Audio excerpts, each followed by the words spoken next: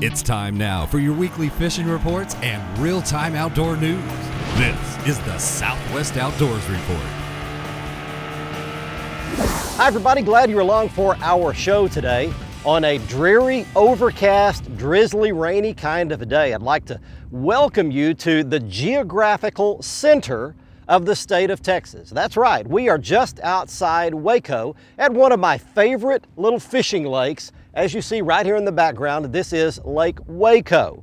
Now, Lake Waco is just outside the city of Waco, Texas, Baylor Bear territory for those of you here in Central Texas. It's got all kinds of fish in it: crappie, catfish, largemouth bass, white bass, and even some hybrid stripers. I have no idea what we'll fish for or what we'll catch today, but we're going to do some exploring around the lake and see what happens out there. Want to mention that this lake is very low, like many lakes around our region, particularly in the western part of our region. As a matter of fact, nearly all the boat ramps are on dry ground right now. There's only one boat ramp that we know of still accessible, and it's at a little marina just off the airport. I believe it's Harbor Marina or something like that. But you've got to want to get here to be able to fish on this lake in a boat right now. Hopefully we'll get some rain and change that soon. While we're out there in the Bass Tracker Pro 170 exploring around, we take you around the region for your latest fishing reports from the rest of the region. So right now, let's get this boat launched, get this thing going, and get you back to the FSN studios for your weekend planner. The saloon or tables are predicting good fishing conditions on Saturday and poor conditions on Sunday. The best times look to be early on Saturday before the sun comes up, and again late in the evening around dusk. Look for the sun to rise at 7:40 and set at 6:42, and evenings will showcase a crescent moon that is 43% visible. Stay with us, we're coming right back with fishing updates from around the area. Plus, I'll return with Edwin Evers for some insight on different types of fishing rods on the Whataburger Ask the Pro. First, though, we want to show off some of the entries for our Costa Catch of the Week contest. These aren't actual winners, but if you sent in a photo, look close and you might see yourself on TV.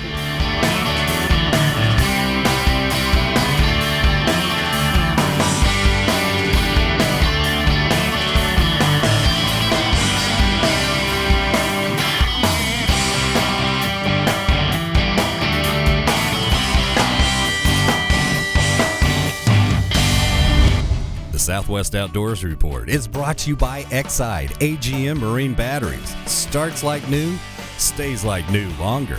By Jean LaRue and Bobby Garland Lures. With our baits, a good day of fishing is in the bag. By Motor Guide Trolling Motors, engineered for anglers. And by Nitro Performance Bass Boats, pure performance.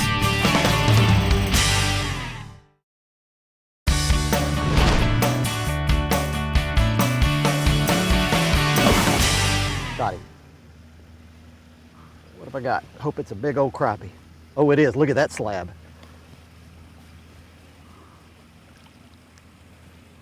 Come up here. He wants to go under the boat. There he comes. Look at that. Hey! Well, we got a break in the rain. Welcome back, everybody. We're still at Lake Waco. And I want to show you something. You can see right here behind me the water running in. It has been pouring rain ever since before that last commercial break you saw me. And what I did was I just started going down the bank. I pulled out a Strike King red eye shad and started bass fishing, caught a couple of small bass, and I ran across a little piece of brush on my graph up front. And so I did this. Look right here. I threw that marker buoy right on top of that little, this is not a big brush pile, just a little small piece of brush that's either washed in here or growing up off the bottom. In fact, I'm about to get it hung in my trolling motor. Put that marker buoy on it, and I grabbed my Mr. Crappie slab shaker rod, dropped a Bobby Garland down on top of it, and a nice crappie. Grabbed it there. That's a great way to get it started, and I'm going to keep some crappie today. So my Bass Tracker Pro 17 has got a great live well system built into it. Great for keeping fish alive. So fishing down some rock bank. I don't fish this lake very often, so I'm not familiar with it at all, don't have any knowledge about it, but just came out here and started fishing. And if you'll let your surroundings dictate what you do, the lake will tell you how it can be fished and the fish will give themselves away. Right now though, we're gonna get you started on some fishing reports from around our region. Let's go over to Louisiana and check in with Old Cajun Phil. Hey friends, Captain Kevin Broussard here with your Fox Sports Louisiana Outdoor Report. We're going to talk saltwater fishing and we're going to talk Calcasieu Lake right now. Well, I tell you what friends, we got out here this morning. We had a big storm roll through last night. The winds were pumping pretty good out of the northeast. Just to change it up a little bit today, we went shallow, went marsh fishing, caught a limit of redfish. We got our 25 reds. We managed to pick up 20 trout and a flounder. But I tell you what, right now it's getting to be the fall season. Lots of speckled trout and lots of redfish getting caught on the normal days. Live shrimp under a popping cork seems to be working best. Soft plastic, saltwater assassin, and of course some Berkeley Gulp also doing pretty good. Right now we're going to turn it over to old Cajun Phil and we're going to see what he's got to say about the bass fishing scene. Thanks, Captain Kevin. I tell you what, friends, as far as the freshwater fishing goes, it's fantastic right now. Up on Toledo Bend, I talked to Joe Johnson. He said, Cajun, Toledo Bend's turned over. These cool fronts coming through right now. We got good oxygen from the surface all the way down to 50, 60 foot of water. He said you can catch fish right now in 2 to 3 foot of water or in 50 foot of water. All I can say right now, friends, fish is really great right here in Louisiana. You need to get on down here and get you some.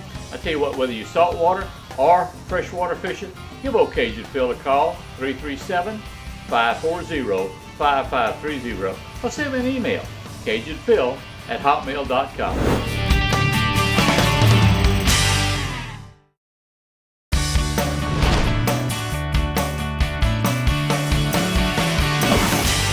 I got him. Crappie. I hope. Maybe it's a white bass. Who knows? There it's crappie. Good crappie. Another good one. There we go. There we go. Hey, there's one for the live well right there. Welcome back, everybody. Little crappie jig right there. And there's a Lake Waco crappie for you. That one goes right in here with his brothers. Well, we're having to do what we can out here in between rainstorms.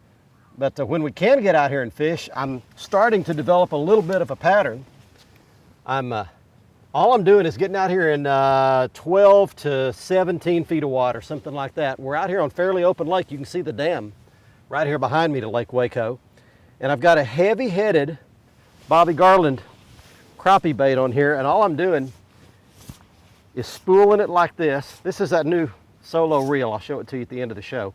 Spooling it down to the bottom. Any little thing sitting on the bottom, you find it on your fish finder, will hold a crappie. So all I'm doing is drifting along here, and we're in between these rain showers. The wind kind of dies down. You can see it's pretty calm out here at the moment, but man, it hasn't been calm at all.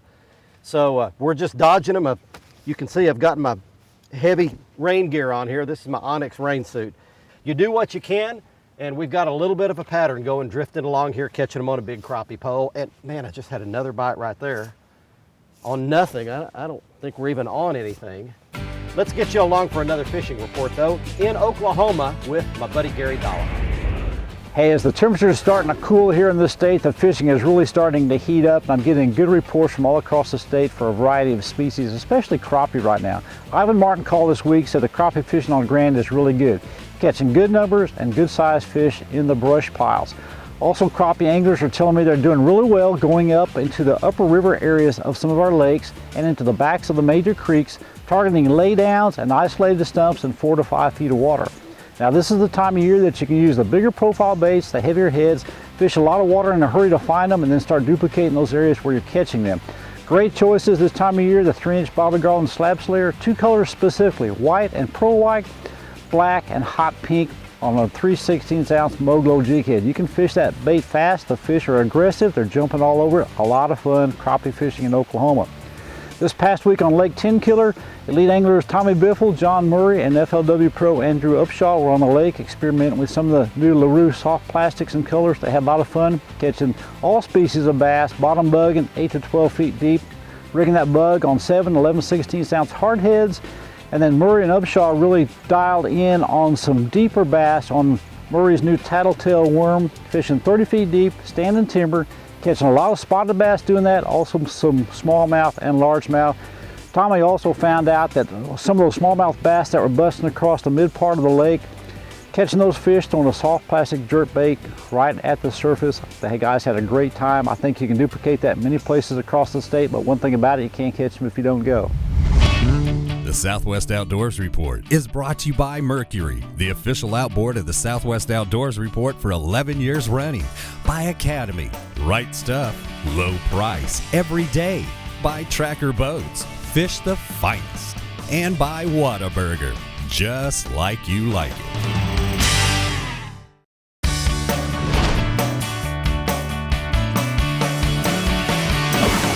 Got a big fish. They're schooling around here.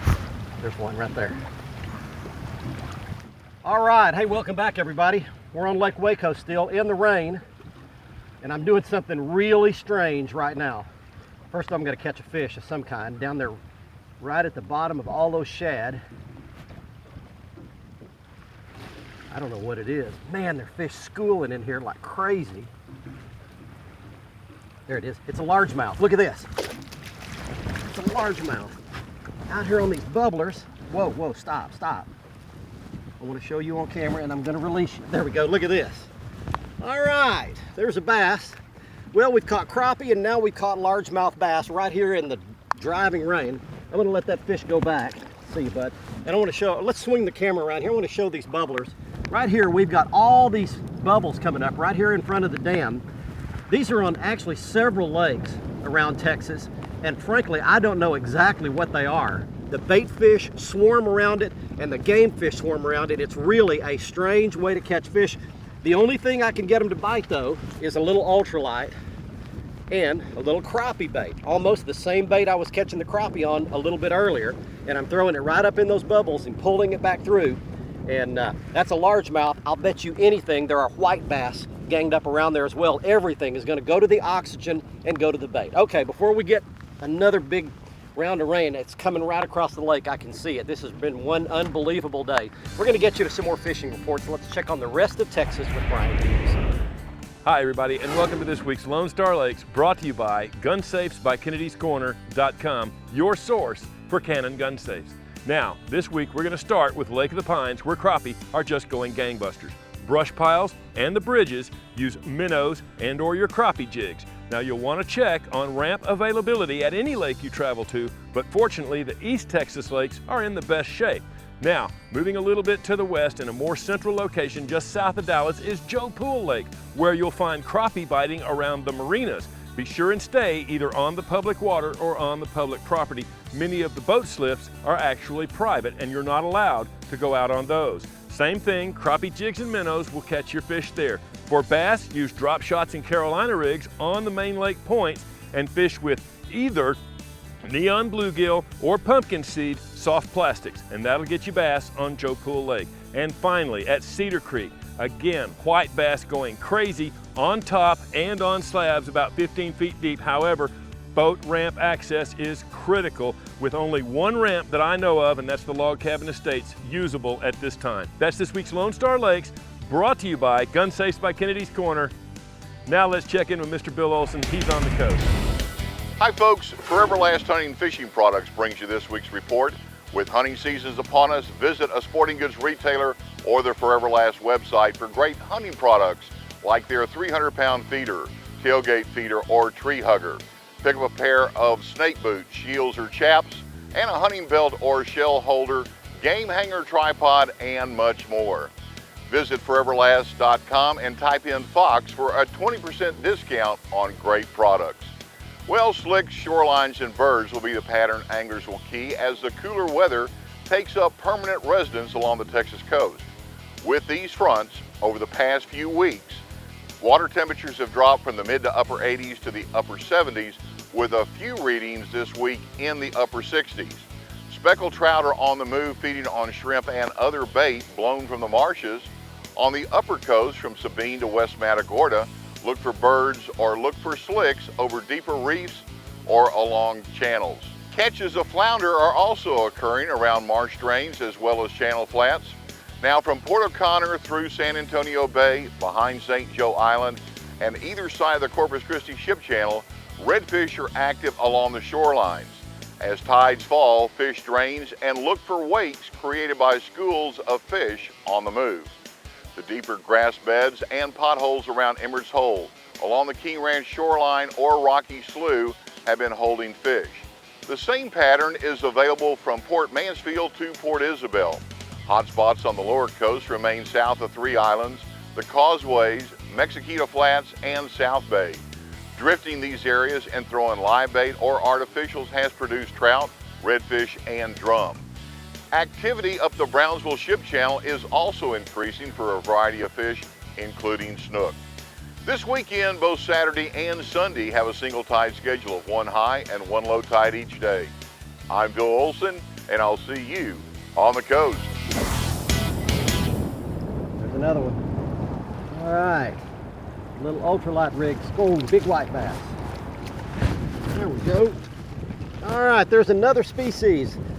We're catching everything today. There's a white bass. So now we've caught crappie, we've caught a good-sized largemouth bass, and now there's a long, skinny white bass. Back that fish goes. Look right here behind me. You can see those bubblers. I'm sitting out here at 45 feet of water. There's a lot of bait fish, little tiny threadfin shad that are just roaming out here. And every once in a while, those fish will push those things to the top. And when they do, I'll just take the little ultralight, zing it over there real quick. A couple of keys to this. You got to have a fairly heavy head. This is a 1/4 ounce Moglo jig head of Bobby Garland, and you've got to have that for the wind and all this wave action, and to get it down a little bit deeper under those balls of shad. So when they're on top, you fish over the top of the shad, and when the shad are not right on top, then you let this thing go a little deeper and let it swing underneath those balls of shad, and you're liable to get bit by crappie, largemouth bass, hybrid striper, white bass, everything swimming around out there.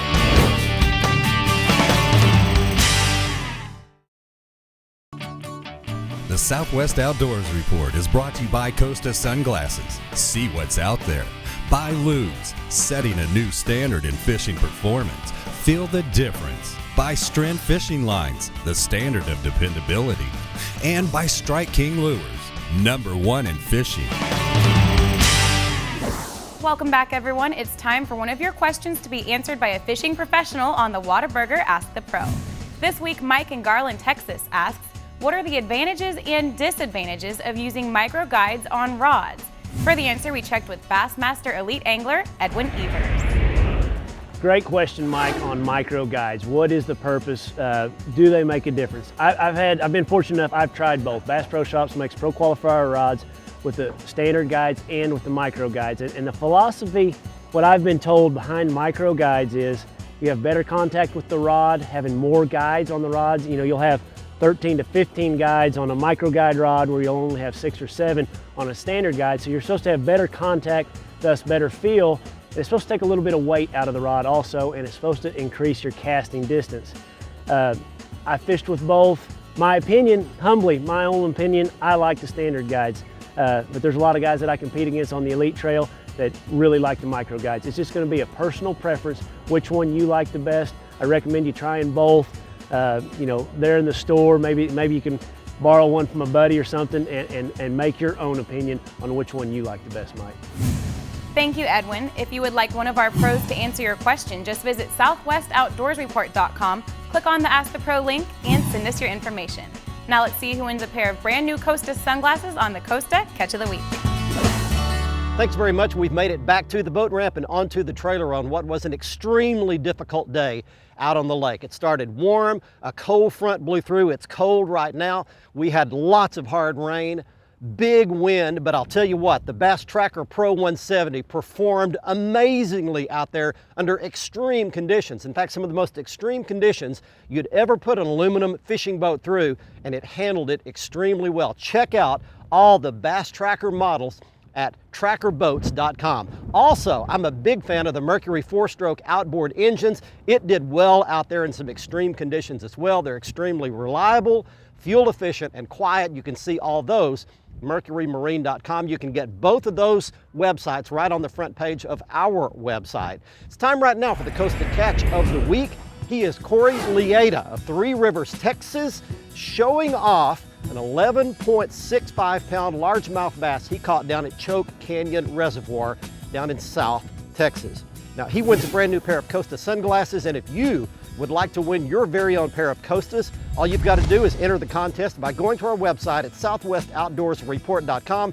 Right-hand side of the front page, click in the Costa Catch of the Week box, follow the instructions, and you could be a winner. And you can see all the Costa frame and lens styles. The Costa website, simply click on the Costa logo on the front page of our website.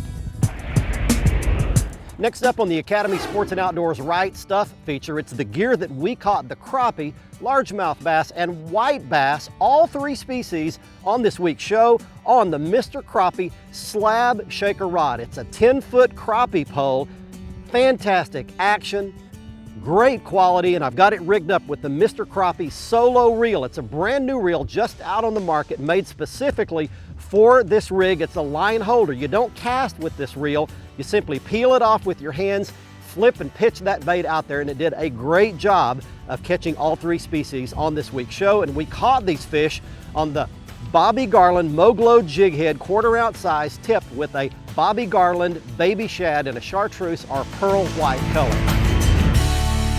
Coach Jason Garrett of the Dallas Cowboys has a favorite word that he uses in press conferences very often. It's the word process.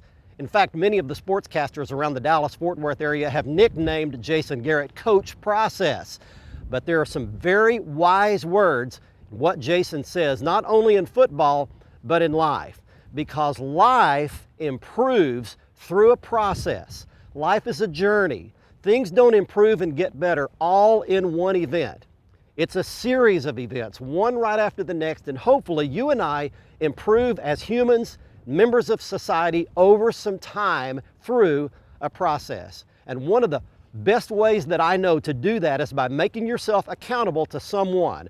I have sought out some of my friends and mentors and given them permission to speak into my life. I know they love me, they care about me, I trust what they say, so they have the right to either critique me and give me some constructive criticism or encourage me through positive words. And the last part of that equation is you have to be smart enough and wise enough to take that advice and put into practice what they say. That's this week's Stuff That Matters. I hope you enjoyed our trip on a challenging day to Lake Waco, deep in the heart of Texas, near Waco. And if you would like to see any of our shows, you can do that on the front page of our website at southwestoutdoorsreport.com. The latest episode always front and center. And if there are any changes to our air times, it's also on the front page. We're on Thursday nights at 10:30, Saturday mornings at 8 o'clock. If those times ever change, you'll see it first on the front page of our website, where you can also click on the Facebook logo and get lots of fishing news, photos, and video that you won't see here on the TV show, and by clicking on the YouTube logo to get all of the past archived episodes of our show. On a cold, windy day from Waco, Texas, until next week, I'm Barry Stokes. Be safe, have fun. Bye-bye, y'all.